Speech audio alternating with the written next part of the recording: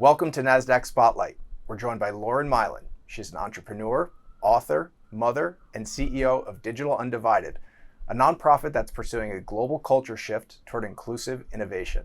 Lauren, welcome. Thank you so much for having me, Kevin. It's wonderful, as always, to be with you and the Nasdaq family. Digital Undivided is celebrating 10 years of disruption, focused on increasing funding, access, and opportunities for women of color. Over that time, how has the landscape changed and how has it stayed the same? Wow, there is so much that has changed, and also so much that has unfortunately stayed the same since the organization was founded more than 10 years ago. Digital Undivided was created to create a space that did not exist for Black and Latina women, entrepreneurs, innovators, technologists, dreamers to come together, to have community, but to also, as the organization grew and evolved over the years, to provide them with resources by way of programming, data research, and evaluation that they can arm themselves with to be more educated on the entrepreneurial ecosystem, the venture capital ecosystem, the funding landscape. And that is exactly where we're able to chart the path forward towards the wins and track the wins of our founders and the ecosystem at large, but also where we continue to champion the change that we want to see for those areas that continue to stay stagnant. And I think the greatest area that has stayed stagnant, stayed the same, not changed despite what news cycles or headlines might say, is that Black and Latina women are actually now getting even less venture capital funding than they ever have before. So the headlines are saying that there's more money going into these businesses, perhaps, but unfortunately, we're also then outsized by the ecosystem that is at the same time writing significantly larger checks, making significantly bigger acquisitions of companies than we've ever seen before, while Black and Latina women are getting maybe more frequent dollars, but less dollars than they ever have before. That is the greatest disservice possible to the ecosystem, but really, in my opinion, it is the greatest disservice to return on investment that a lot of people want to see. I think it is a fallacy to think that Black and Latina women as founders don't want strong ROI for their businesses. And I think investors often forget that, the ROI that they want means that the entrepreneur has a motivation tracking in the same direction, which is called economic opportunity. And those are the things that we're seeing, unfortunately, stay the same. The Industry Insights report from Digital Undivided says that startups in the healthcare, financial services, and education are among the top industries for women of color. So what do the next steps look like that turn the data points into progress? Turning these data points into progress is what we do really well at Digital Undivided, because we take a three-pronged approach to doing so. I think that often, especially for communities of color, we have one piece of the puzzle, and we can't move ahead because we don't have another piece to fit it with. Sometimes that's capital with no connections. Sometimes it's connections with no capital. Sometimes it's invitations to rooms without enough information or without the capital to get to the room that you've been invited into. Sometimes it's not having the knowledge base, the resources, the understanding of industry-leading acronyms in the world of VC to be able to get the meeting or to carry on the meeting or to impress the person on the other side of the table, let alone the Zoom screen. And these are the areas that Digital Undivided works in diligently to make sure that we are supporting founders with, yes, arming them with facts and figures by way of our research so that they know how powerful they are. They know how unique their accomplishment is, whether that's just that she's in business, whether that's that she's raised $1 million or more, whether there's a variety of data points that we continue to track, while also not just arming them with valuable, relevant, close to real-time information on the ecosystem, but also where they are and where their business sits relative to the ecosystem and the opportunity that exists amongst their peer groups, A, but B, also the opportunity that does not exist against the groups that are not their peers, being non-minority males, who are given far more capital, far more access to capital, far more autonomy and latitude to utilize that capital with far less oversight. And they also are failing at higher rates. They're failing at a rate of 42% non-minority male founded and led startups against startups that are founded and led by Black and Latina women that have a fraction of the venture capital funding that are also failing at a lower rate of 27%.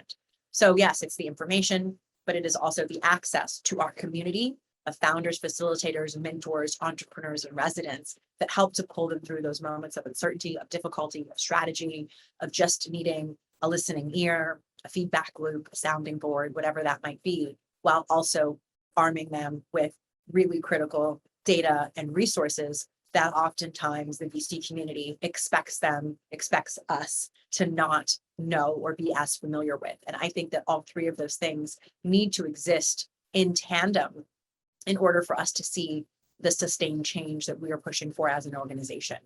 It is also why you see the Digital Undivided has grown the scope, the breadth, and the depth of our research tremendously. I arrived as CEO June of 2020, the height of the pandemic and the racial reckoning after the death and murder of George Floyd. And we continue to see these businesses thrive, and we knew that we had to respond very directly to their needs. I say very proudly that Digital Undivided is an iterative organization. We have a roadmap, we have a curriculum, we have brilliance and a brain trust to be able to deploy and support founders with. But we also are very, very thoughtful listeners, and we listen intentionally and intently so that we can go and reverse engineer the solutions that founders need in order to succeed in this three-pronged model. So for us, it's the community, it's coming together, it's letting them know that they have us as a community that has their back and that can guide them. It's utilizing and being armed with facts and figures, data and research relative to who they are and also relative to who they are not, so that they can articulate why their funding opportunity is unique, or why how far they have gotten already is or should be enough of a proof point for greater funding, especially if we know the constraints that exist and the lack of access that we have compared to non-minorities. And then we have, of course, have our programs that are supporting them through all of these areas where we know that access gaps, knowledge gaps exist for cultural reasons, for lived experience reasons, informed by our upbringing, informed by so many things that, again, we as an organization, as a team, continue to iterate on. So if we hear that a founder's like, hey, I'm raising money, and this is actually exactly how our fellowship program started, by way of example, was that I came in as CEO and I said, whoa, we're seeing more Black and Latina women starting businesses, having proof points far earlier than we're normally used to seeing from their companies, partnerships with large retailers far sooner than we are accustomed to seeing. But what I knew they didn't know or didn't have access to was all of the financial lingo and understanding of raising another round of capital, due diligence, information rights, vesting schedules, all of these things. And so that is just, I think, a wonderful shining example of how we reverse engineer and how we continue to take a very iterative approach to how we show up for founders, but also how we're able to generate fairly consistent results in terms of revenue growth, founder confidence, strengthen partnerships, brand visibility for themselves and their companies. That then also leads to proof points of credibility and integrity to go on to raise more money or to be able to grow revenues in that way through other channels that we support them in. What's the best piece of professional advice that you've received? Is there anything specific that stands out? There is. And it's something that someone said to me yesterday in a call. Brilliant Black woman venture capitalist that I've recently done a personal deal with. And she said, not relative to me, but we were talking about the ecosystem and the challenges that we see women of color facing. And she said, unfortunately, as women of color, we spend so much time fighting to get in the room that we forget to stop fighting once we're in it. And that really stuck with me a lot. And I will repeat it again. That as women of color, we fight so hard to get in the room that once we are in the room itself, we forget to stop fighting. That was so important for me. It's something that I've taken back to my team to say, there's something here. And I think that's the difficult balance of being a woman of color. I think that is the hardest thing to do as a Black woman, as a Latina woman, is to know that you have to work harder, do more, be more persistent, be more diligent, follow up more frequently, that you really do have to fight, tooth and nail to get in the room. And it is so hard once you've conditioned yourself to have that level of grit and hustle and just go.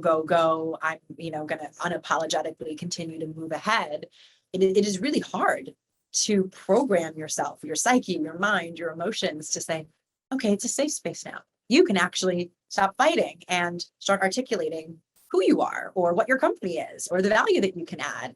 And that is now, just since yesterday, something that I want to solve for, and like something that I want our team to begin to look at, to say, what can we do? Maybe it's in our programs, maybe it's in our research, to say, how long does it take, or what does it look like, or what is the signal or the sign to tell a Black or Latina woman as a founder, you don't have to fight anymore, you can actually just talk about your business. And I think that is what creates this unfortunate cycle of, you think you're winning and then it's somehow a disservice, and you think you're winning and then you didn't really win, right? Because I think we continue to unfortunately psych ourselves out, but that's how we've been conditioned to even get the door open. What would you tell a young entrepreneur who's looking to start a business in today's climate? Do it. I would say just do it. I think the funny thing about the pandemic and about this moment in my life, in my career, is that I've been a founder my whole life. And it doesn't mean that I haven't done other things. I have. I've been an investor and an advisor, and I've done a significant amount of investing in other things and projects and marketing and brand consulting, a variety of work. But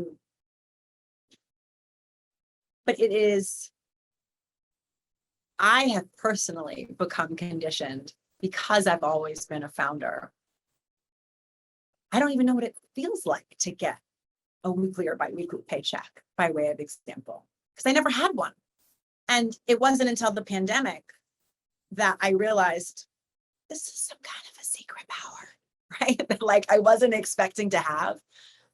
But the advice that I was able to give women who were accustomed to having that check, and then whether they were getting, the EIDL or the COVID or the PPP or the this or the that, or they weren't, or the pandemic unemployment assistance, or they weren't, regardless, it was still a blow to not have recurring, consistent income, and or to have that income drastically reduced. But I'm someone who's never had that guarantee. So funny enough that, yes, I'm at Digital Undivided, and of course I get compensated, but this is the first time that I've ever had anything that comes with any level of consistency. And so I'm very much always in the long game. And I do think that the twisted beauty of the pandemic was that so many women who felt as though they had to have that next paycheck figured out that there really are other ways. And they finally become comfortable in those other ways because they've proven successful for them, whether that means that they tapped into their resilience and become a founder or a consultant or started a company, or that their side hustle took off, or that they partnered up with somebody to start something.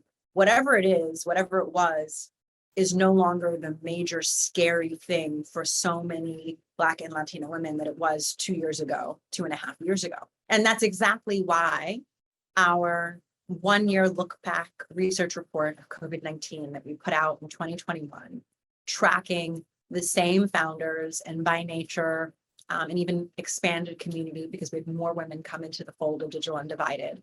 Our 1-year look back research report for COVID-19, we entitled Pivots and Perseverance, because more than 75% of the women respondents of our survey, and again, remember the community grew even more, said that COVID-19 allowed them to not just pivot, but also persevere. They found success, they found opportunity, they found next level ways to grow for themselves, their families, their businesses, their teams that they previously thought were unimaginable, unattainable, completely out of their grasp, their reach. And they now know that it is possible because they were forced to do it, unfortunately. And I think that is one of the most difficult things for Black and Latina women, because we are often forced into entrepreneurship because we didn't get the job, or we weren't given the offer, or the more safe, consistent route that felt like the safety net was not given or granted to them. And so they were often forced to become an entrepreneur, myself included, very early on. And that's not the case for a lot of men, and certainly not the case for non-minority men who have the luxury more often than not of leaving a very lucrative safety net. And lucrative is all relative to wherever you are in your life and whatever it is that you want as your goal. But you very rarely see until now, until so many Black and Latina women realize that they could pivot and persevere in COVID, create businesses, create new pathways to success. We don't get that opportunity. We have never really had that opportunity. And we're beginning to show the resilience and the grit that we have that enable us to be respected for what we are able to produce with very little compared to everyone else in the ecosystem. How important is it for entrepreneurs to align their professional worlds with their passions and purpose? I think it's really important. I think that I'm speaking now as an investor. I bet the jockey, not the horse. It's a saying that you hear a lot in the world of VC. Now, what does that mean? That means that I back the founders all day long. And there are a lot of founders that I've invested in where the business that I invested in maybe morphs, maybe doesn't come to fruition. But again, if I believe in that founder, I believe in the solutions that they're going to create for themselves, for their business, to seize an even greater or better opportunity. And so I think that the passion, the integrity, the credibility, but really most importantly for me is the grit, the hustle, the persistence of that founder to continue to try again, to continue to try to get it right, to infuse their passions into their work, I think is quite important. It's something that I've always done, and it's, the not so secret sauce now that we're here, that has allowed me to love the work I do, but to also be really good at what I do, because there is not much separation for me, for Lauren Maillian, between who I am personally and who I am professionally, or between my interest in either of the ways in which I show up in my life and my world. And so the people that I choose to break bread with and have dinner are some of the founders that have become my friends over the years, that I might have invested with or invested in or worked with or alongside. And I think that the job of building and creating companies is hard work, and your team becomes like your extended family if you're lucky, right? Or at least your founding team. And so you're going to spend a lot of time with these people. And so the passions are important. And it's important that you feel free to express yourself around your team, to be yourself around your team, so that you all can understand who you are. But most importantly, I think through understanding who's on your team, you're also able to identify opportunities by listening and by allowing people to contribute their ideas, which should be powered by their passions. Because at the end of the day, if you are a founder, if you are joining a founding team and you are not passionate about the work, then you don't care about the work that you do. Full stop.